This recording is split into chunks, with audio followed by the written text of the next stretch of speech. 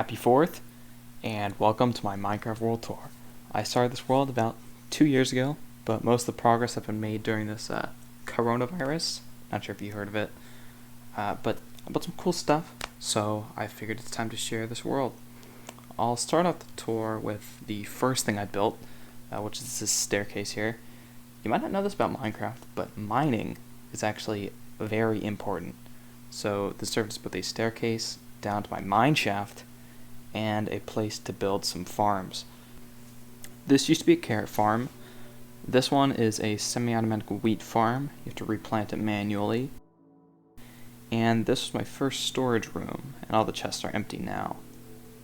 I still use this enchantment table sometimes, and this is my only nether wart farm, so I still use that. I spent a lot of time down here, and eventually I figured it was time to move up to the surface. But it's boring, typical Minecraft landscape, so I tore down what was here and put in this nice meadow and this glass dome. After that, I built this andesite building. It's kind of bland on the outside, but I'd just been in New York City when I built it, and I wanted this big, ominous office building type, so I thought it was pretty successful. The ceiling of the bottom floor here is supposed to look like the one in the Grand Central Station. It doesn't. Oh well. Most of this building is empty space, save for the top floor, which houses a number of random contraptions. If you take the elevator up, you'll see where I grow coarse fruit. I've got a one-tick farm, which might work, I don't know. And there's this automatic villager wheat farm, which broke when the testificate vanished.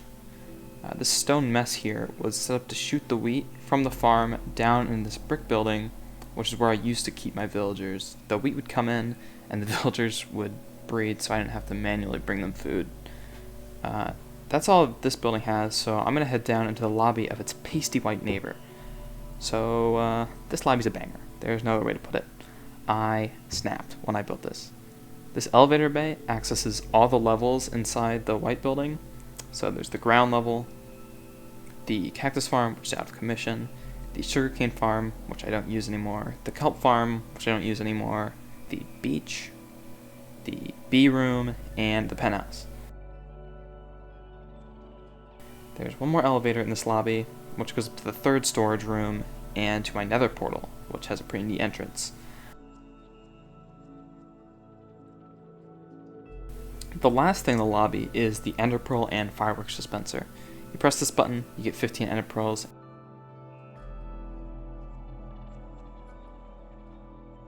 And if you press this one, you get 64 fireworks. Now I'm going to head down this hallway to the second storage room. So this one uses your standard item filter design. Don't have much to say about it, but I do have a lot to say about this furnace array here. This is a one-of-one design that's pretty complicated, so I won't go into detail about how it works here, but it's based on a design by CubFan135. However, it's been heavily modified. It's got 3 modes.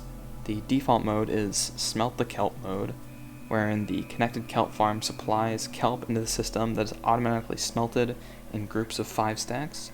The second mode is Chest mode, which smelts all the items in this chest. And the final mode is Keep the Kelp mode, which bypasses the smelter and supplies plain, unsmelted kelp into the sorting system. If I move out here, this is where I have a couple of 1.16 farms. Flip this lever, it bone meals the ground so you can get all the nether plants. And this is my tree farm for crimson warp trees. The farm itself is nothing fancy, but there's an interesting way to deal with the really tall trees. They can grow to be almost as tall as the ceiling up there, which is only 1 block below the floor of the level above this, so I needed a unique solution to get above the top of those trees. So when you get a tall tree like this one, you come up to the mid-level,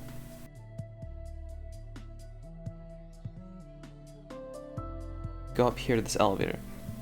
It takes you up to the level above, opens up a hole in the floor, pushes up these stairs so you don't have to jump, and then it opens up so you can drop back down without having an ugly hole in the ceiling all the time. Here it is in first person.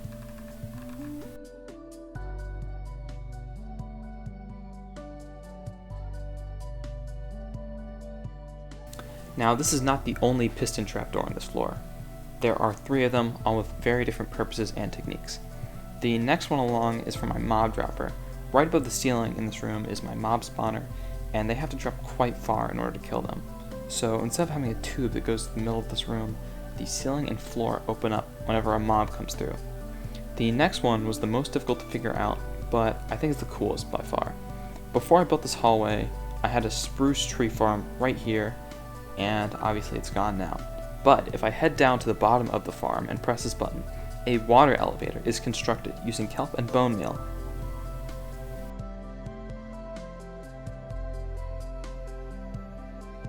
And a 6x6 door opens up in the floor. Now I can grow spruce trees in the same place I did before to their maximum height without having the top blocked off by the roof.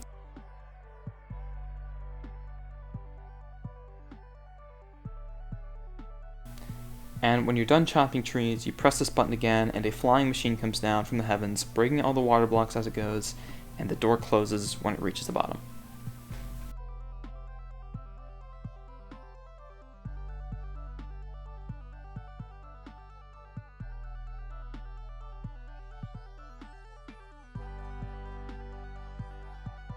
Now I'm going to show off the multi-item sorter, which is certainly the project that I've spent the most time in this world.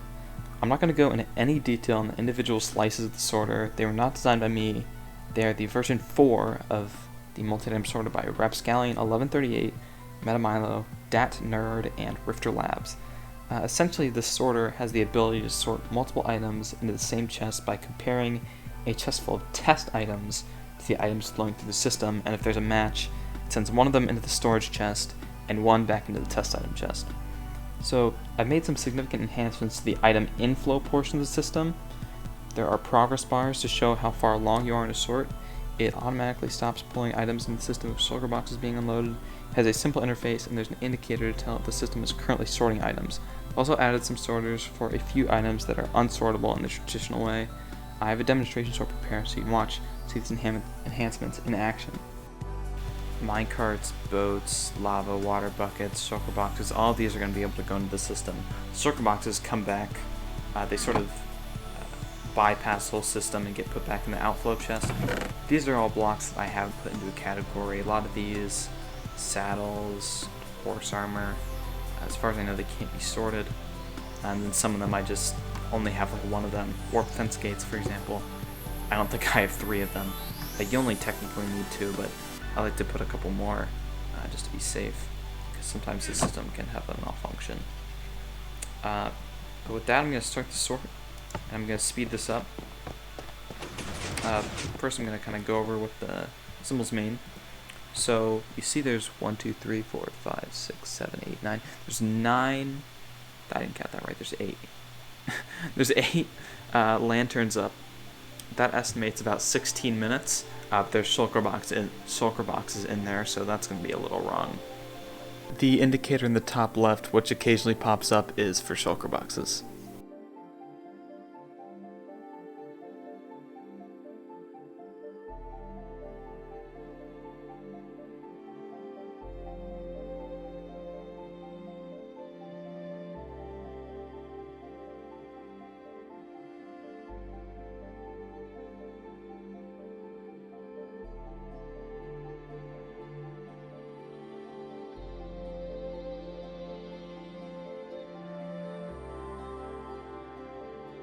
There are only a few things in the world I haven't shown. The Guardian farm is accessible here. My squid farm is here.